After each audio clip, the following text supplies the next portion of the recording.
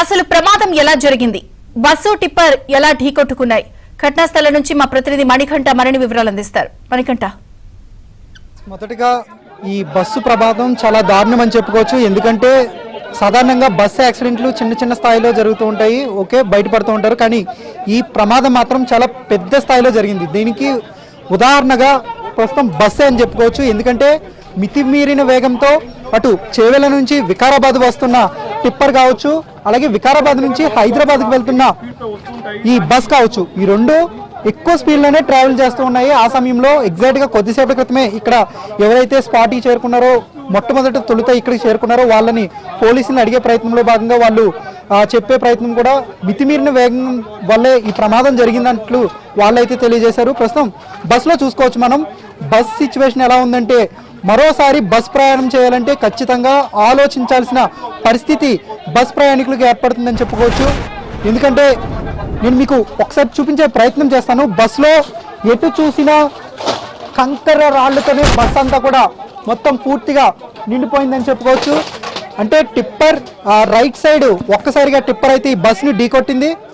ఒక్కసారిగా టిప్పర్లో ఉన్న కంకర రాళ్ళన్నీ కూడా బస్సులోకి చొచ్చుకుని వచ్చేసాయి. చాలా వరకు ఇక్కడ తొలుత ఈ ప్రమాదాన్ని గుర్తించిన స్థానికులు కావచ్చు, అలాగే ఈ ప్రమాదానికి ఘటనా స్థలానికి చేరుకున్న పోలీసులు కూడా కావచ్చు, వాళ్ళని కాపాడే ప్రయత్నంలో చాలామంది ఆర్తనాదాలు చేశారు. సుమారుగా ఎవరైతే బాధితులు ఉన్నారో, బస్సులో ఉన్నారో వాళ్ళంతా కూడా తమను రక్షించాలంటూ చిన్నపిల్లలతో సహా పెద్దవాళ్ళు, ఉద్యోగులు అంతా కూడా ఆర్తనాదాలు చేస్తున్నారు. అయితే ప్రతి ఒక్కరికి కూడా సుమారుగా తల భాగం వరకు ఈ రాళ్ళు పూర్తిగా కప్పివేసినట్లు ప్రస్తుతం స్థానికులు అయితే చెబుతూ ఉన్నారు.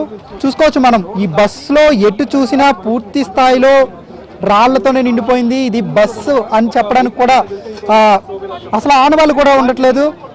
అంటే బస్కి సంబంధించి ప్రస్తుతం నేను ఎగ్జాక్ట్గా బస్కి రైట్ సైడ్ అయితే వద్దన్నాను. ఈ డ్రైవర్ కూర్చునే ప్లేస్, డ్రైవర్ ఉండే ప్లేస్, స్టీరింగ్ సంబంధించి దీని వెనకాల భాగంలో అంటే ఇక్కడ కూర్చున్న వాళ్ళు చాలా పెద్ద మొత్తంలో ఎఫెక్ట్ అయ్యారు, చనిపోయారు. ఇక్కడ చూసుకోవచ్చు ప్రమాదం అనేది ఎంత తీవ్రత స్థాయిలో జరిగిందో. ఇక్కడ బస్ సంబంధించి ఈ డ్రైవర్ క్యాబిన్కి సంబంధించి అసలు ఏ పార్ట్, అన్ని పార్ట్లు కూడా పూర్తిగా ధ్వంసమయ్యాయి. బస్సుకు సంబంధించి ఇది డ్రైవర్ క్యాబిన్, స్టీరింగ్, అలాగే డ్రైవర్కి సంబంధించిన ఈ క్యాబిన్కి సంబంధించి స్టీరింగ్తో పాటు మొత్తం అంతా కూడా ఇక్కడ డ్రైవర్ సీట్ ఉండడం. ఒక్కసారిగా ఈ బస్సు నేను మీకు ఎక్స్ప్లెయిన్ చేసే ప్రయత్నం చేస్తాను.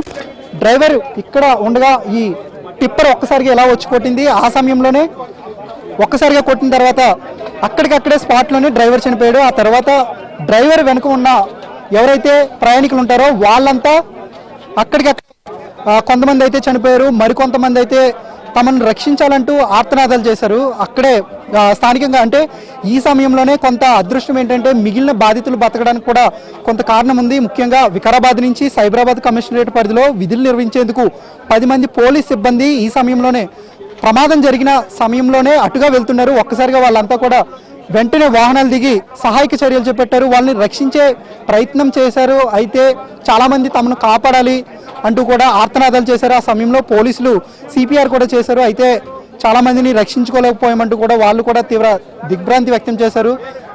తమ జీవితంలో ఎప్పుడు కూడా ఇలాంటి ప్రమాదం చూడలేదు అంటూ కూడా ప్రస్తుతం వాళ్ళైతే చెబుతున్న పరిస్థితి కూడా కనబడుతుంది. వీడియో జర్నలిస్ట్ సంతోష్తో మణికంఠ.